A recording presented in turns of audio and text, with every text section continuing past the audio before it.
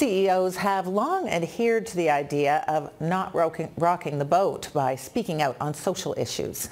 But it looks like those days may be at an end. In the past few weeks, corporations like PayPal and movie studio Lionsgate have taken a stand on hot-button topics such as LGBT rights. And they're taking their business elsewhere as a result. Maurice Schweitzer is a professor of operations, information and decisions at the Wharton School of Business at the University of Pennsylvania. So Professor Schweitzer, this is a change, isn't it? I mean, typically most companies seem to want to avoid getting drawn into any kind of a controversy. I think that's right. There's a shift, and we've seen this shift happen relatively recently as CEOs have become active not just in following a sort of narrow self-interest for their organization, but in tackling social issues as well.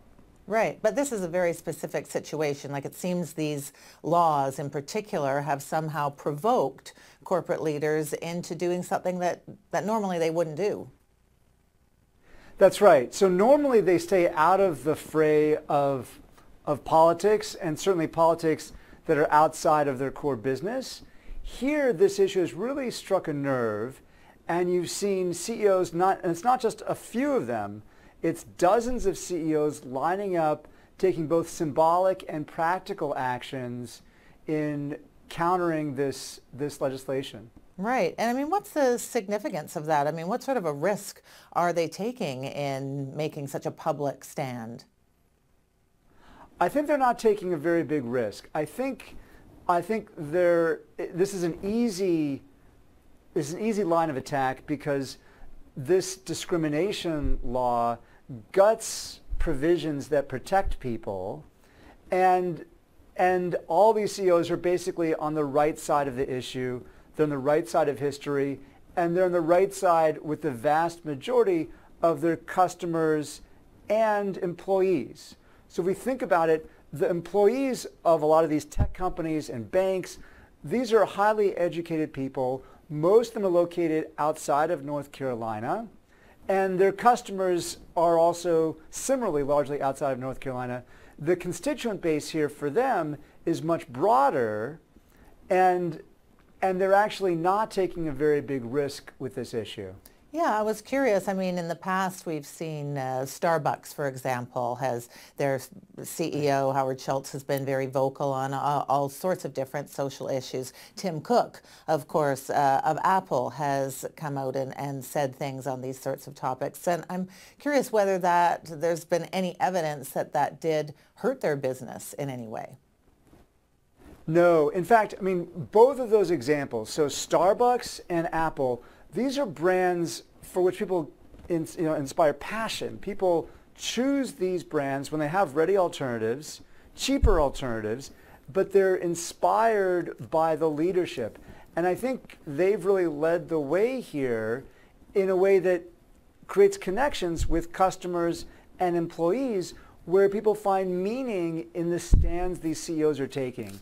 And I think in this case, we see a much broader coalition of CEOs from many corporations, and they've taken a step sort of forward from where Starbucks and Apple were, and they're actually pushing the envelope here. Again, I don't think it's very risky, but it is a trend, and it's a shift from where corporate activism used to be, much more narrowly focused on the business, and here we're seeing this shift towards social activism, and it's a really interesting trend. Yeah, I wonder if the risk almost starts to be on those companies that are not speaking out, that, by being silent on some of these issues, they are seen as being complicit or supporting the law or whatever. Do you think that there's going to be more pressure on other companies to step forward?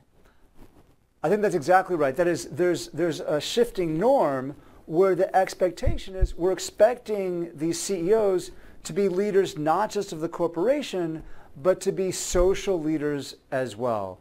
That is, we used to relegate this to politics, and I think we're seeing a rebalancing here where we're expecting corporate executives to be leaders in the social sphere as well. And I think you're exactly right. Corporations that remain silent are seen as either unengaged or irrelevant or worse, complicit in legislation that seems really harmful to some people. Yeah, well, they certainly have a lot of power. We've seen Georgia and also Indiana has backpedaled on various legislation because of this sort of pressure. I'm wondering about people who are maybe more cynical about the motives of these corporations, and if there is sort of an element to all of this that it is very much self-interested as well, and it's almost part of a branding exercise. Well, I think those concerns are completely legitimate. That is, these are executives that are beholden to a lot of stakeholders, including shareholders, and they have a corporate board.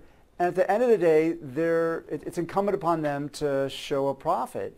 And so I think they are creating a brand and they're creating an image, and they have to balance this act and appear really authentic. I think for Tim Cook, it's very easy. I think you mentioned Schultz from Starbucks.